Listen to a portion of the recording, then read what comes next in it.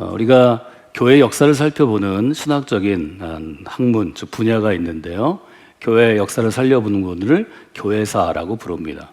또 이 교회사는 신학적인 발전과 변천에 관계되어 있기 때문에 옛날에는 교리사로, 또 요즘의 신학 커리큘럼에서는 기독교의 일종의 사상사로 그렇게 나뉘어진 부분입니다.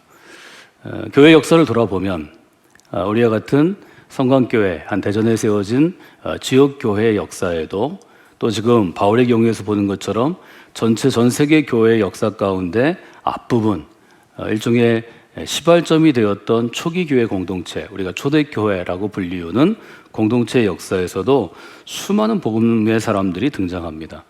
지금 우리가 서 있는 신학적인 기반은 종교개혁이 기반에 있는 그러한 우리가 프로테스탄트에 속해 있는 감리교단입니다.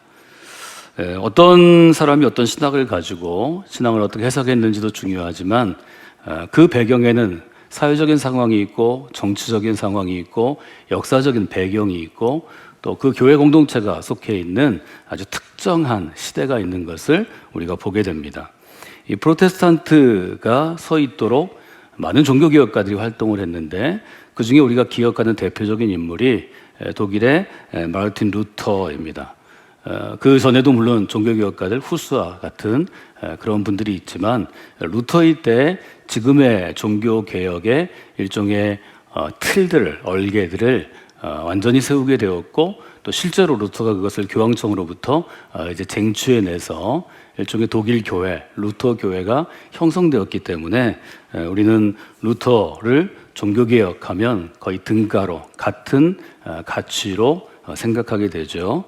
중세 캐톨릭의 아주 막강한 권위, 그저 캐톨릭 안에서의 권위가 아니라 사회 전체, 정치권 특별히, 그래서 교황과 추기경과 대주교가 교회 안의 일뿐만 아니라 사회의 일을 결정하고 정치 권력을 결정하는 시대였기 때문에 루터가 캐톨릭이 갖고 있는 신념과 신앙과 체제에 대항하는 것, 또 새로운 사상, 새로운 신학적인 견해를 갖는 것은 큰 환란을 가져오는 것이었습니다.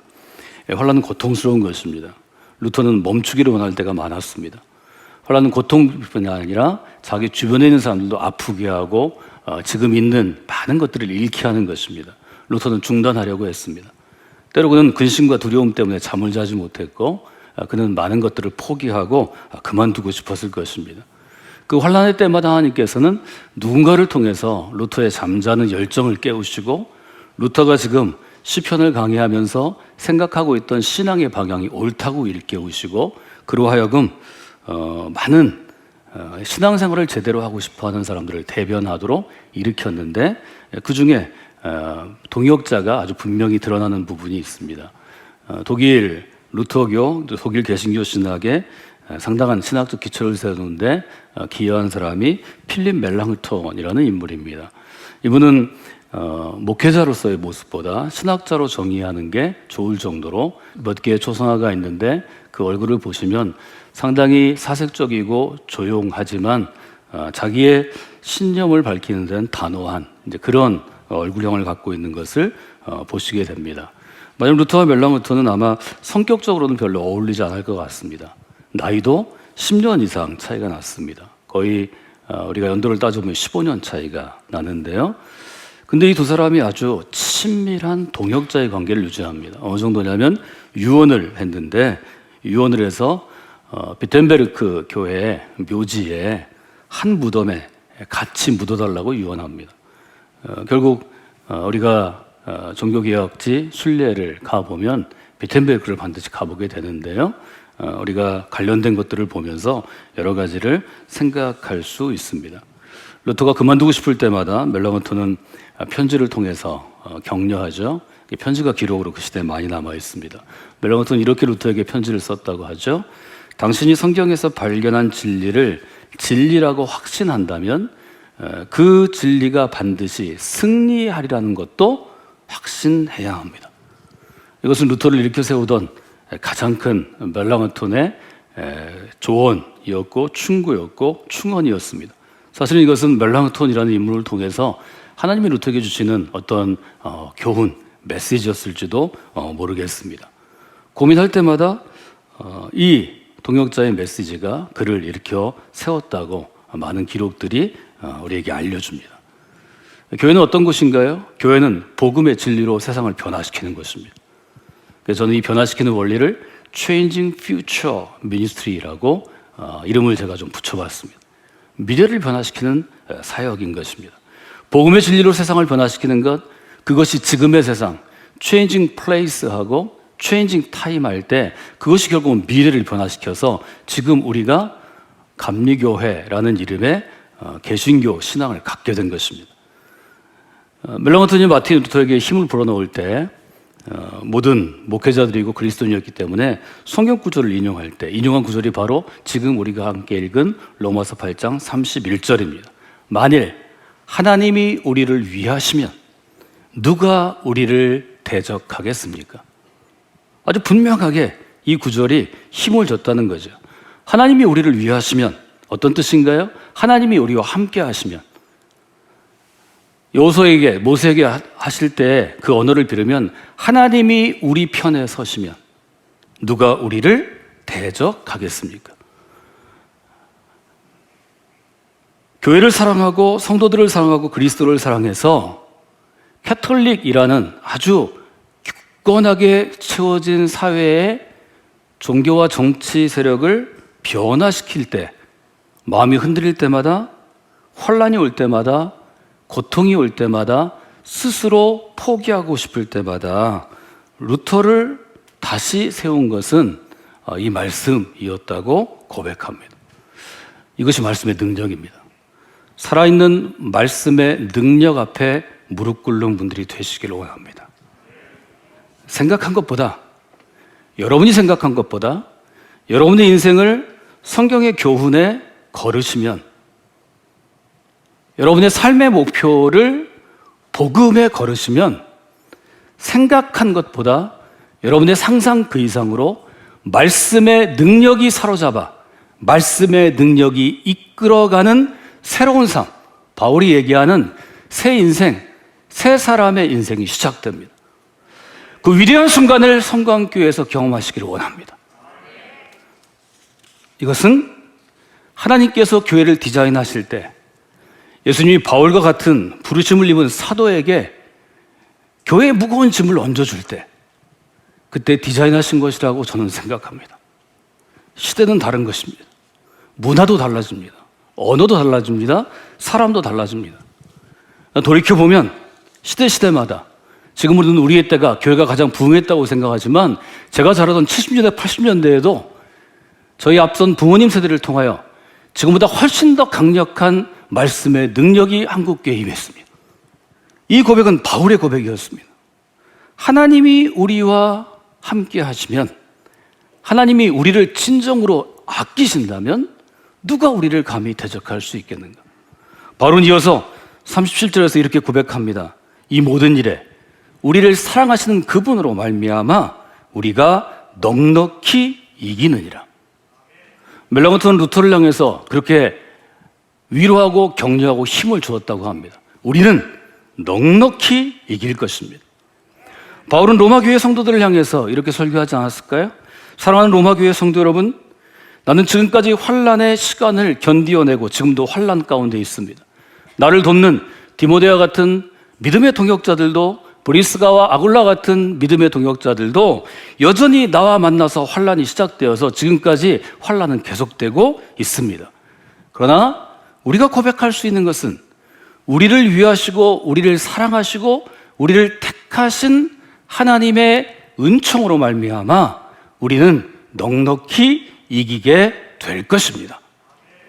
저는 로마서 8장을 통해서 바울이 만약에 살아있어서 우리 앞에서 우리의 지금의 모습으로, 우리의 형식으로, 우리의 감성으로 설교하고 예배를 인도한다면 이렇게 분명하게 도전했을 것입니다.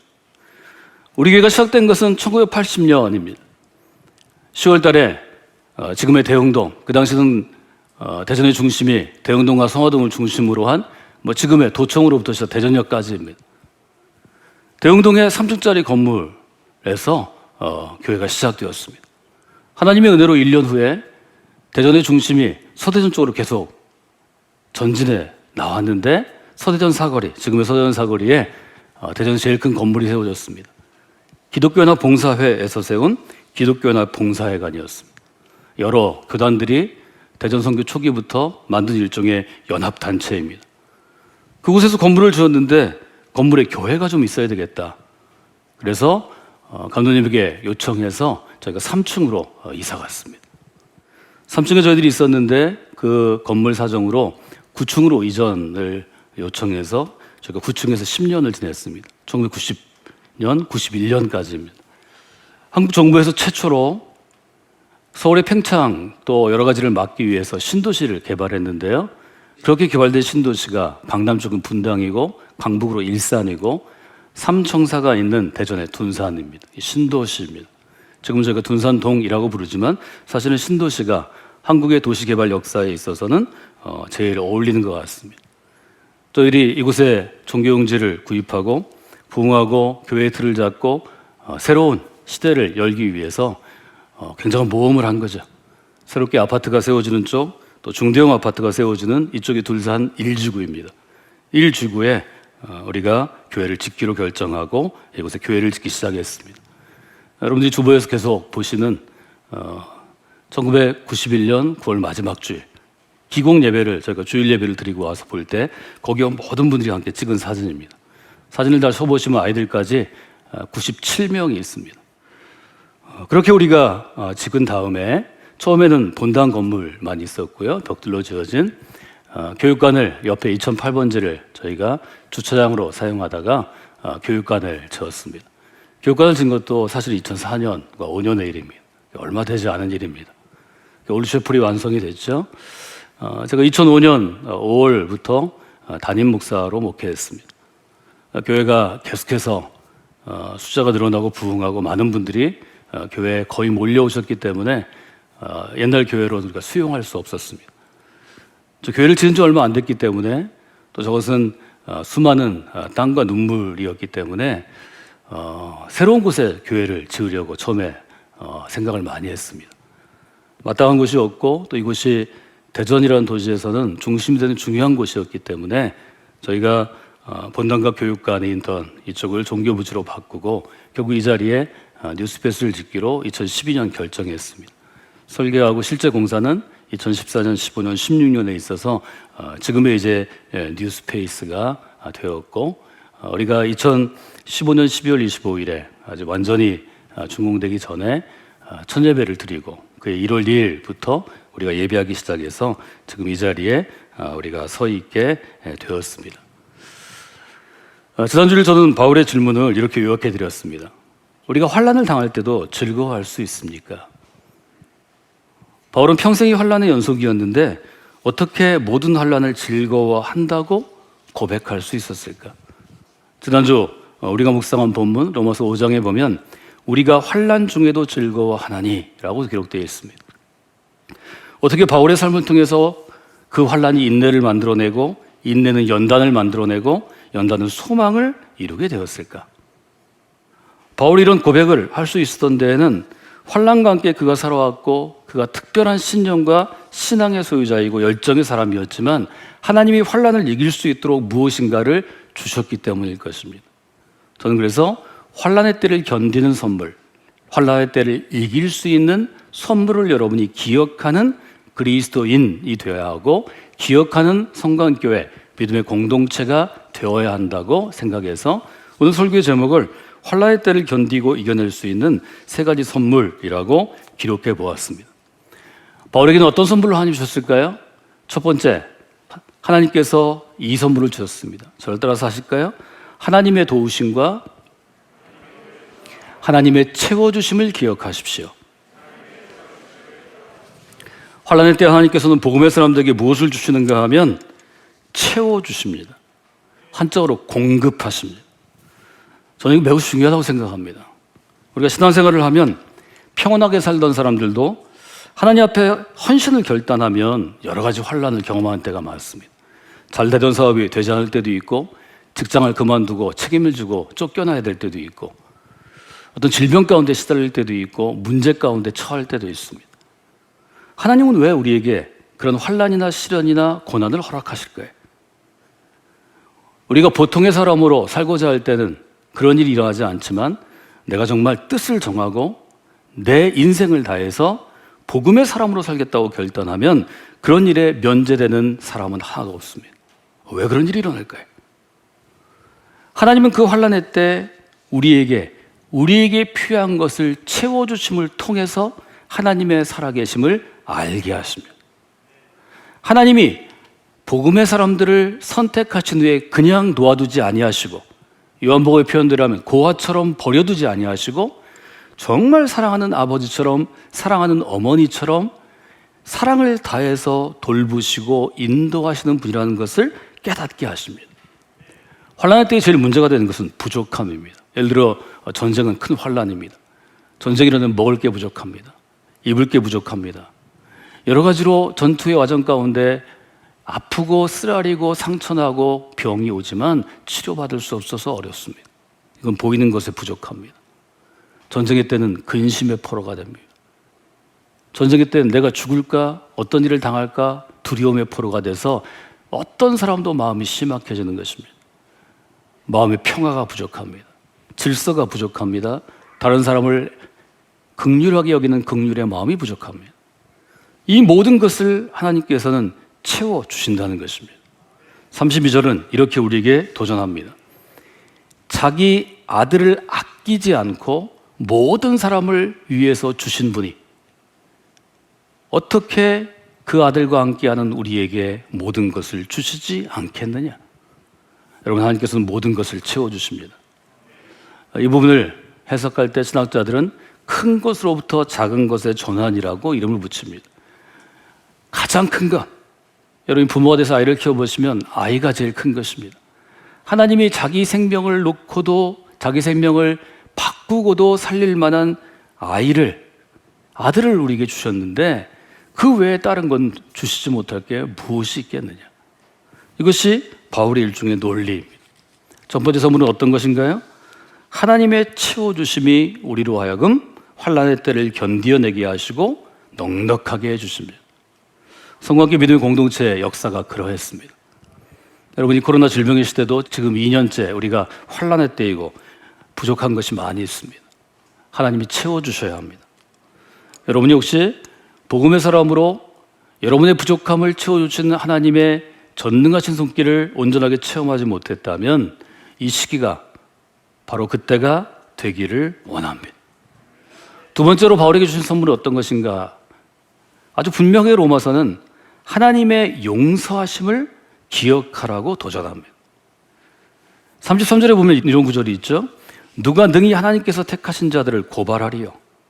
의롭다 하신 이는 하나님이시니 누가 정죄하리요? 하나님이 용서해 주심을 기억하는 것은 중요합니다. 환난 가운데 우리를 가장 괴롭게 하는 것은 죄책감입니다. 죄의 감정을 갖는 것입니다. 특별히 신앙생활을 열심히 하거나 오래 한 그리스도일수록 이 문제에서 자유로울 수 없습니다. 예를 들어 우리가 믿음을 가지고 열정을 가지고 교회 안에 어떤 일을 맡거나 교회 연합사에게 어떤 일을 맡을 수 있습니다. 하다가 일이 잘 안 되고 어려우면 우리 안에 이런 마음이 듭니다. 나 같은 부족한 것이 어떻게 이런 거룩한 일을 할 수 있나? 나같이 죄 많은 사람이, 나같이 실수 많은 사람이 어떻게 이 일을 할 수 있겠어? 이런 생각들이 일을 중단시킵니다. 루터가 이것 때문에 너무 괴로워했습니다. 루터가 너무 힘들어했습니다. 내가 지금 당하는 환난은 내가 지은 죄 때문인 거야. 내가 지금 벌을 받아도 마땅하지. 내가 환난을 당하는 것이 마땅하지. 여러분, 이 생각에 포로가 되면 그 다음에 더 나쁜 상태로 나갑니다. 하나님은 더 이상 날 사랑하시지 않는 것 같아. 하나님 지금 나를 치시는 거예요. 한국교회가 이 패턴에 많이 빠지는 것 같습니다. 이 세 단계의 어두 부분에서도 노라고 얘기하셔야 합니다. 하나님은 그런 분이 아니십니다. 그것은 아주 미신적인 신앙입니다. 스톱이라고 얘기하셔야 합니다. 여러분의 생각을 멈추셔야 합니다. 여러분을 흔드는 부정적인 생각과 부정적인 공격에 노라고 분명하게 응대하셔야 합니다. 바울이 이 문제로 아주 시달리고 어려웠습니다. 바울이 이 문제에서 자유로울 수 없었습니다. 설교할 때마다, 누군가에게 복음을 전할 때마다, 교회 안에 어떤 리더를 세울 때마다 교인 중에 누군가 얘기했습니다. 질문이 있습니다. 당신이 바로 그리스도를 핍박하던 그 사람입니다. 그리스도를 핍박하던 자가 어떻게 그리스도를 전하는 자가 되었습니까? 사도행전 7장은 바울 사도로 부르심을 받기 이전에 사울이라는 청년의 활약상을 기록합니다. 7장은 스데반이 순교하던 장면입니다. 59절에 보면 그들이 돌로 스데반을 치었다고 되어 있습니다. 그 앞에 57절은 어떻게 되어 있나요?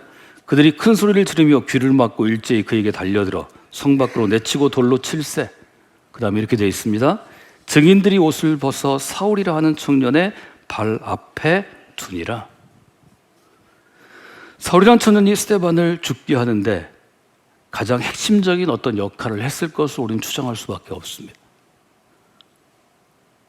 바울이 이 문제로 목회할 때 큰 어려움들을 여러 곳에서 겪었습니다. 바울은 이 문제로 고민했을 것입니다. 하나님에게 어떻게 제가 이 문제에 시달리도록 저를 두시냐고 하나님에게 질문했을 것입니다. 하나님이 그에게 깨달음을 주셨습니다. 바울은 얘기합니다. 누가 정죄하리요? 누가 고발하리요? 이미 하나님이 택하시고 내 잘못에도 불구하고 나의 실수에도 불구하고 나를 하나님의 그릇으로 삼으셨을 때는 하나님이 인정하셨기 때문입니다. 하나님 외에는 누구도 복음의 사람을 고발하거나 정죄하지 못한다는 것입니다. 우리가 왜 정죄받지 않습니까? 그리스도께서 우리를 위하여 죽으셨기 때문입니다. 34절 말씀입니다. 바울은 그렇게 우리에게 도전합니다. 복음의 사람은 정죄받지 않습니다. 하나님이 우리를 선택하고 부르셨다면 실수가 있고 죄가 있고 어려움이 있지만 죄책감에 무너지지 말고 믿음 위에 똑바로 서서 표대를 향하여 달려가라는 것입니다. 두 번째 선물을 이렇게 마무리할 수 있겠습니다. 하나님의 용서하심이, 즉 하나님의 주권적인 하나님의 권위가 우리로 하여금 환난의 때를 견뎌내게 하시고 넉넉하게 이기게 하시는 것입니다. 세 번째로 무엇이 바울의 환난의 때를 견디게 했나요? 로마서 8장 35절로 또 39절은 분명하게 고백합니다. 하나님의 사랑하심을 기억할 때 환난의 때를 능히 이겨낼 수 있습니다. 누구나 환난이 오면 흔들리는 것입니다. 환난은 고통스럽고 힘들고 피하고 싶은 것입니다. 이때 우리가 환난을 복음의 사람으로 견뎌내려면 하나님의 사랑을 확신해야 합니다. 바울은 분명하게 표현하죠. 누가 우리를 그리스도의 사랑에서 끊을 수 있겠습니까? 환난이나 공고나 박해나 기근이나 적신이나 위험이나 칼이나 무엇이 우리를 하나님의 사랑에서 끊어낼 수 있습니까? 끊을 수 없다라는 얘기입니다. 37절, 우리가 우리를 사랑하시는 분으로 말미암아 넉넉히 이길 것입니다. 전 성공교회 믿음의 공동체가 지금 이 자리에 우리의 모습 그대로 또 이 코로나 시대 가운데도 여전히 견고하게 서 있는 것이 바로 바울이 고백했던 환난의 때를 이기게 하시는 하나님을 우리가 지난 41년간 매년 매 사건마다 매 상황마다 경험했기 때문이라고 생각합니다. 여러분들이 앞으로의 40년 후에도 똑같이 성공교회를 이렇게 이끌어 나갈 분들이 되셔야 합니다. 우리는 육신적으로 주님이 부르시면 이제 떠나갈 시간이 점점 다가오지만 우리의 자녀들과 자녀 세대들이 성공교회 믿음의 공동체를 하나님께서 대전에 둔산 신도시 아주 새로운 중심 가운데 1990년부터 96년까지 세우신 이유가 있듯이 동일한 역할을 우리가 감당할 수 있기를 원합니다. 그럼 세 번째 선물을 이렇게 마무리할 수 있을 것입니다. 하나님의 사랑하심이 우리로 하여금 환난의 때를 견디게 하시고 넉넉하게 이기게 하십니다. 여러분 이 세 가지 선물을 기억하시기 바랍니다. 이 세 가지 선물을 기억할 때 여러분이 환난의 때를 능히 이기실 수 있습니다. 이 10월 성광교회에 지나온 역사와 성광교회에 지나온 복음의 사람들과 함께 여러분들이 환난의 때를 능히 견디시고 이기시는 믿음의 사람들이 되시기를 주님의 이름으로 축원해 드립니다.